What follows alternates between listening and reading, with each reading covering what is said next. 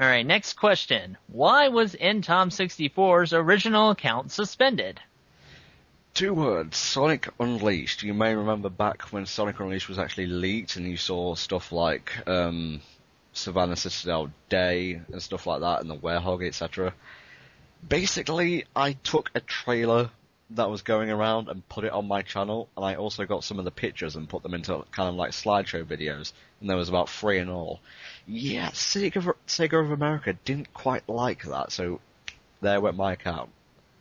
See, it only confirms my theory. You know you're popular enough when companies actually target you for copyright infringement. Well, they fucked up really, because they put the trailer on a public FTP server. Well, that's true, but you know they won't want to admit it, right? True, this is Sega we're talking about.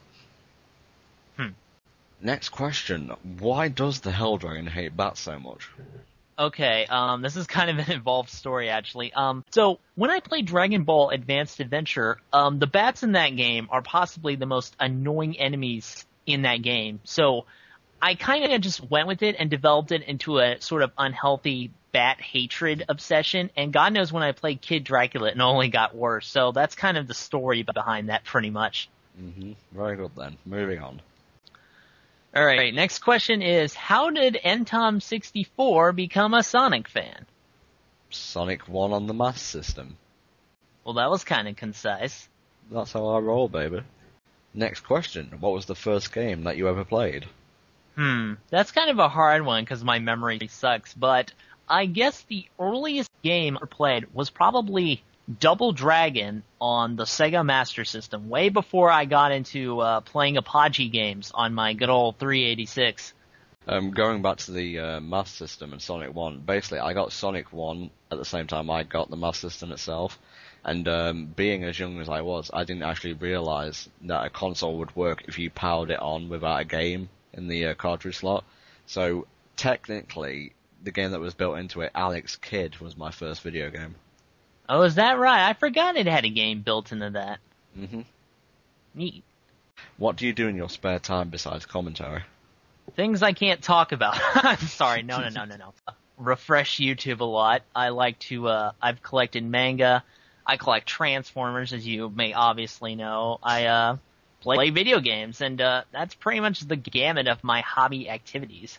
What do? I write scripts and whatnot for future projects, record footage, obviously, as you can tell by Hellfire playthroughs.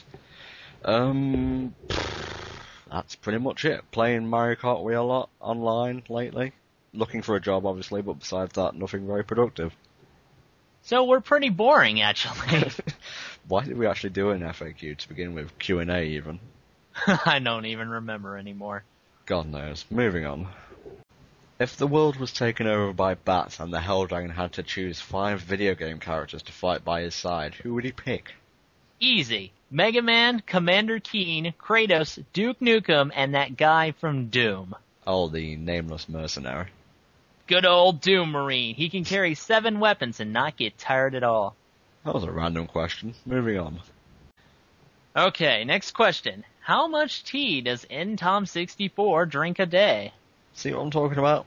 Boring. Anyway, 4 to 5 cups, I'd say. Oh, you counted. That's nice. I'm just going by memory here, mate. Sure, why not, you know? Mhm. Next question is, what would it take for me to become a co-commentator for HellfireComms? Let them down easy, Tom. Experience, mostly.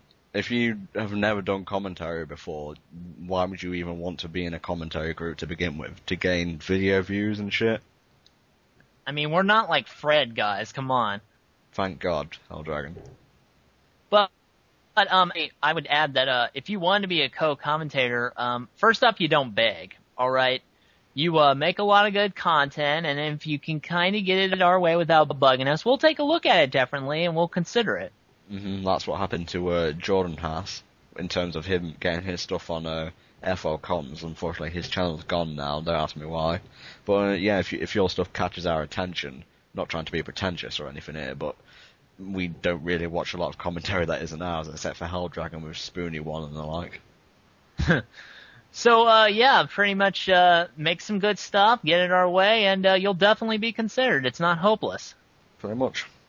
Okay, the final question is, what would you recommend to people wanting to get into commentary? Let's see. First things first, research what you'll need to do commentary online. Efficient microphones, capture cards, if you want to take the easy route to recording console playthroughs. You'll need a decent enough PC if you want to do PC recordings, like I do for Phoenix Wright, etc.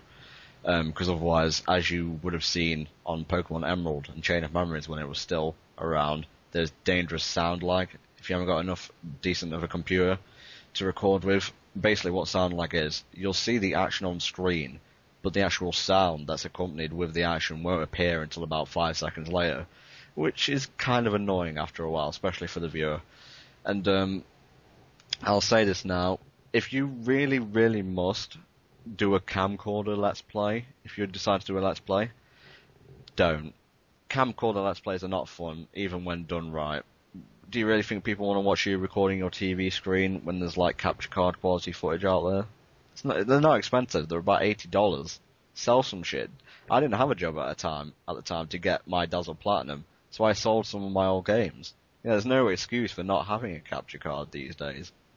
Okay, that pretty much covers the technical side. Now, for the actual commentary itself, basically, it's just shooting the shit, alright? It's not exactly as finangled as people would make it out to be. Okay, my commentary isn't great all the time, but, I really think that by studying and other commentators and stuff like that, and just doing a lot of commentaries, you can settle into the kind of groove you really want to cover.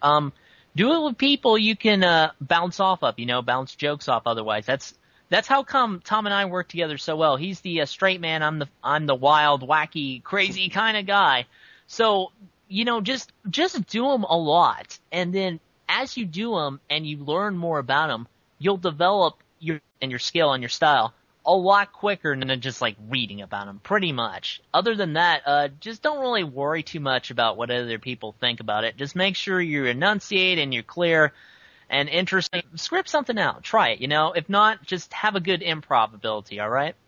Pretty much. I would advise if you're going to be influenced by someone, don't try and outright copy them. That'll just lead to trouble, really. Yeah, God knows. And that's pretty much it for the first HellfireComms question and answer segment. Pretty short. Most of the questions were a little bit fillerish, I'll be honest. So the time the second Q&A rolls around, we'll be good to go with questions, hopefully. Yeah, I just want to thank everyone who asked questions. If we couldn't cover yours, I apologize, but we really did get a lot. And again, I just want to thank y'all for asking these questions and taking a big interest in us, alright? You guys rock. Alright, see you all later. Bye-bye. See you then.